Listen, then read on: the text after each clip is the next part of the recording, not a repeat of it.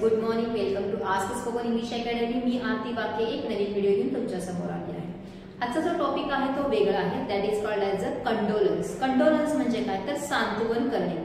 आपण एखाद्या व्यक्तीचं सांत्वन कधी करतो जेव्हा पुढची व्यक्ती असते त्याचा काहीतरी लॉस झालेला असतो, जसं की मे बी त्याचं ॲक्सिडेंट झालेला असेल, मे बी त्याचं काहीतरी हरवलेलं असेल, किंवा त्याला फेल्युअर मिळालं असेल, किंवा त्यांच्या घरी कोणाचं तरी निधन झालं असेल, तर आपण त्यांना बोलायला जातो आणि त्यांना समाधानाच्या 4 गोष्टी सांगत असतो। तर त्याला म्हटलं जातं कंडोलन्स म्हणजे सांत्वन करणे।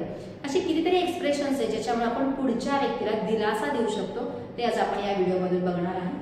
तर आर मेनी एक्सप्रेशन्स आहेत, ते काही फार मी लिहिलेले आहेत, ते आपण आज डिस्कस करणार आहे। Don't worry, everything will be all right. काळजी करू नको, सगळं काही ठीक होईल। जेव्हा आपण एखाद्या व्यक्तीला असं बोलतो, दिलासा देतो, त्याच्या दुःखातून तो थोडाफार बाहेर येतो आणि त्याला मोटिवेशन मिळते की अरे हां, कुणीतरी माझ्यासोबत आहे। हे जे बोलणे आहे ते हे सगळे एक्सप्रेशन्स आहेत। There is no need to worry, काळजी करण्याची गरज नाही। It was nobody's fault, who do you worry, कशासाठी तू काळजी करतोस, अरे ह्याच्यात तर कुणाचीच गलती किंवा कुणाचीच चूक नव्हती। There is always a solution to every problem, प्रत्येक प्रॉब्लेमला सोल्युशन हे असतंच। एव्हरीबडी मेक्स किंवा कमिट्स मिस्टेक, प्रत्येक जण चुका करतोच। Life is not suffering all the time, जीवन म्हणजे फक्त सगळ्या त्याच्यामध्ये दुःखच असतात असं नाही।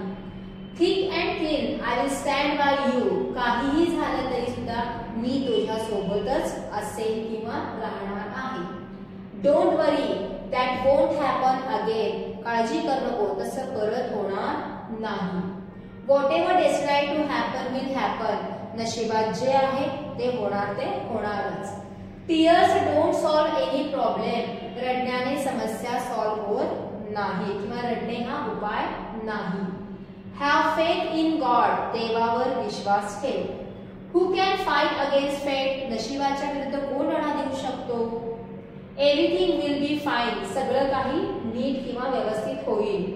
I am so sorry for your loss, तुझे जे काही लॉस झालेला आहे त्याच्यावर मी दिलगिरी व्यक्त करतो किंवा मला त्याचं काय आहे दुःख आहे। Words feel inadequate at a time like this, अशा वेळेला शब्द सुद्धा अपुरे पडतात। I don't know what to say but I am here for you, आता काय म्हणायचं मला समजत नाहीये पण मी नेहमी तुझ्या सोबतच आहे। Please don't hesitate to reach out, जर तुला काही पाहिजे असेल तर मला मागण्यासाठी किंवा विचारण्यासाठी पुढं मागं बघू नकोस, I am always there. Everything happens for a reason, प्रत्येक गोष्ट कारणासाठीच होत असते। Words fail to express my deep sorrow for your loss, शब्द माझे तुझ्या दुःखामध्ये एक्सप्रेस करण्यासाठी कमी पडत आहे।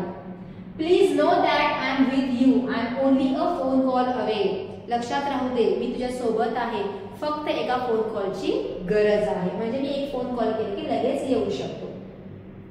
माय heart goes out to and your family, मी तुझ्या आणि तुझ्या फॅमिलीच्या दुःखामध्ये काय आहे सहभागी आहे।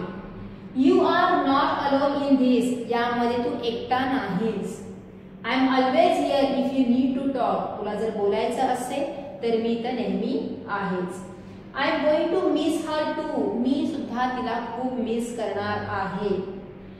They will live on in our hearts forever, ते नेहमी आमच्या हृदयामध्ये राहतील किंवा असतील।